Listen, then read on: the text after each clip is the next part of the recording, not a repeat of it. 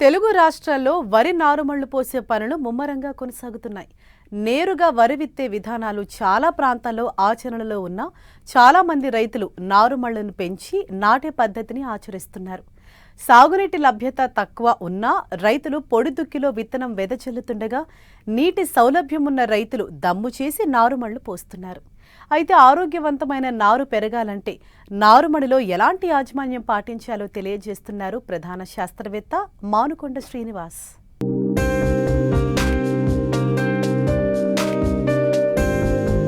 నాణ్యమైన విత్తనం, ఆరోగ్యవంతమైన నారు వరిలో అధిక దిగుబడికి సోపానం. నీటి లభ్యతను బట్టి కొంతమంది రైతులు మెట్ట నారుమళ్ల పెంపకం చేపడుతుండగా ఇప్పటికే చాలా చోట్ల నార్లు పోసుకున్నారు. మరి నారు పుష్టిగా పెరిగి 25 నుండి 30 రోజుల్లో అందిరావాలంటే విత్తన శుద్ధి, పోషక యాజమాన్యం తప్పనిసరి అని సూచిస్తూ నారుమడిలో చేపట్టాల్సిన సమగ్ర యాజమాన్య పద్ధతుల గురించి రైతులకు తెలియజేస్తున్నారు మారుటేరు ప్రాంతీయ వ్యవసాయ పరిశోధనా స్థానం ప్రధాన శాస్త్రవేత్త మానుకొండ శ్రీనివాస్. ప్రధానంగా చూసుకున్నట్లయితే నారుమడి తయారీని మనం ఎంత బాగా తయారు చేసుకుంటే అంత బలంగా మనకు నారు పెరగడం అనేది జరుగుతుంది. అదే నారుమడిని మన ప్రధాన పొలంలో నాటుకోవడం వల్ల మంచిగా కుదురుకుని అదేవిధంగా మంచి పిలకలు వేసి మంచి దిగుబడి వచ్చే అవకాశం ఉంటుంది. కాబట్టి నారుమడిలో చాలా జాగ్రత్తలు తీసుకోవాలి. ముఖ్యంగా నారుమడి తయారు చేసుకునేటప్పుడు నారుమడి తయారు చేసిన పొలం ఏదైతే ఉందో దానికి నీరు నిలవకుండా ఉండేలాగా, అంటే మురికి నీరు నిలబడకుండా ఉండడానికి వీలుగా ఉండేలాగా కాలువలు ఏర్పాటు చేసుకోవాలి.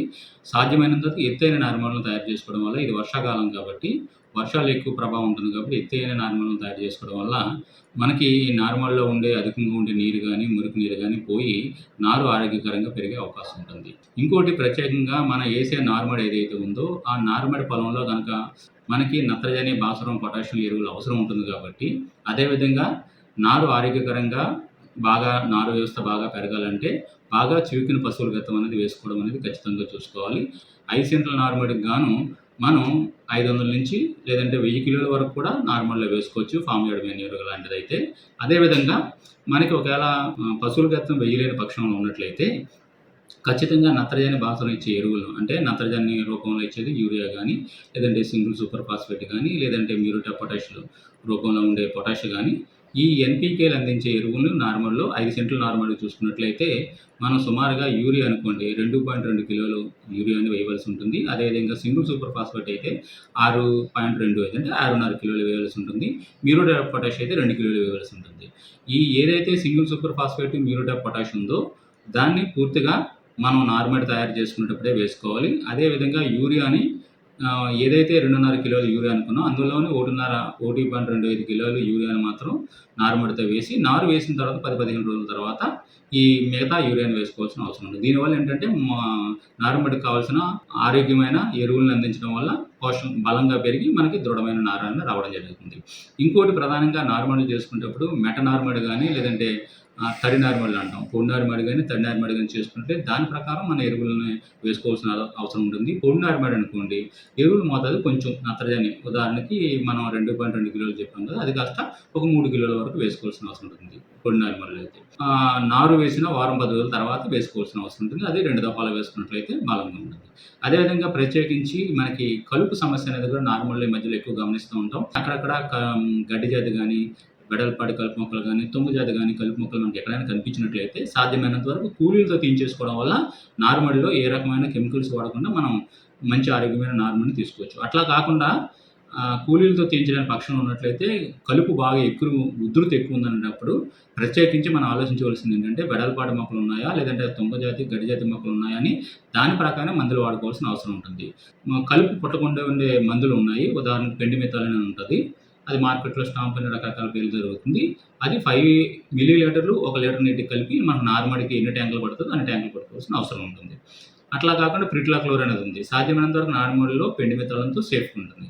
అట్లా కాకుండా 3 నుంచి 5 రోజుల్లో కనుక మనకైనా కలుపు ఎక్కువ అని కనిపించింది అనుకోండి, అటువంటి పక్షంలో మిక్స్డ్ పాపులేషన్ కనుక ఎక్కువ ఉంది అనుకున్నప్పుడు సాధ్యమైనంత వరకు మనం సాతి అనేది ఉంటుంది, పైరిడో సల్ఫర్ అనే తైలం దొరుకుతుంది బయట మార్కెట్లో సాతి అనే పేరుతో.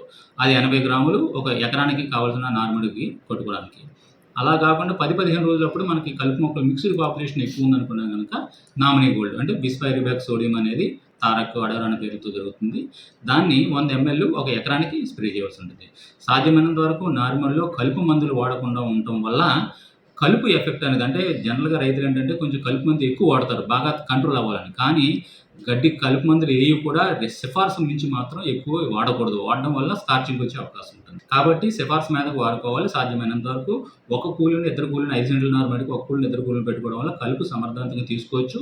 అదేవిధంగా మనకి ఆరోగ్యవంతమైన కలుపు మందు కలుషితం కానీ ఈ నారుమడిని మనం తీసుకునే అవకాశం ఉంటుంది. ఇంకా ప్రత్యేకించి మనకి ఈ ఖరీఫ్ సీజన్ కాబట్టి అక్కడక్కడ ఏదైతే కొంచెం మెట్ట నార్మల్ వేస్తామో, లేదంటే ఎత్తైన నార్మల్లు వేసే ప్రాంతాలు ఉంటాయి, అట్లా జింకు లోపం వచ్చే అవకాశం ఉంటుంది. జింక్ కానీ, ఐరన్ కానీ. అదే కంప్లీట్‌గా మెట్ట నార్మల్ అనుకోండి, ఐరన్ డెఫిషియన్సీ వస్తుంది. ఉదాహరణకి లైట్ సాయిల్స్‌లో నార్మల్ వేసే చోట ఇనుపు ధాతు లోపం వచ్చినప్పుడు ఇనుపు ధాతు నివారణకు గాను ఫెర్రస్ సల్ఫేట్ అన్నబేదిని మనం దానికి ఒక నిమ్మ చెక్క కలుపుకొని 10 గ్రాములు చొప్పున లీటర్‌కి పిచికారీ చేసుకున్నట్లు అనుకో, ట్యాంక్‌కి ఒక 10 గ్రాములు 1 లీటర్ నీటిలో కలిపి పిచికారీ చేసుకున్నట్లయితే ఈ ఐరన్ డెఫిషియన్సీ అనేది మనం నివారించుకోవచ్చు. అదే జింకు లోపం కనుక అంటే పసుపచ్చ ఆకులు పసుపచ్చగా అయిపోతాయి. అదే ఐరన్ డెఫిషియన్సీ కంటే తెల్లగా ఉంటాయి, తెల్లబారిపోతాయి. ఇదే జింకు డెఫిషియన్సీ అయితే ఆకులు పెలిసిబారిపోవడం, చిన్నపాటి ఇటుక తుప్పు రంగు మచ్చలు రావడం, అదేవిధంగా రంగు పచ్చబారిపోవడం, ఈవెన్ యూరియా వేసినప్పటికీ కూడా అది రెస్పాండ్ కాకపోవడం ఉన్నట్టయితే జింకు ధాతు లోపం కింద దాన్ని గమనించి దాని నివారణగాను 2 గ్రాములు జింక్ సల్ఫేట్‌ను లీటర్ నీటికి కలిపి పిచికారీ చేసుకున్నట్లయితే మనం ఈ జింకు అంటే మైక్రోన్యూట్రియన్ డెఫిషియన్సీ కానీ మనం నివారించుకోవచ్చు. అంటే ఎంత ఆరోగ్యమైన నారుమడిని మనం తీసుకుంటే అంత ప్రధాన పొలంలో మంచి మొక్కలు ఎస్టాబ్లిష్ అయ్యి మంచి దిగుబడులు వచ్చే అవకాశం ఉంటుంది. కాబట్టి నారుమడి విషయంలో శ్రద్ధ వహించాలని రైతులకు మనవి.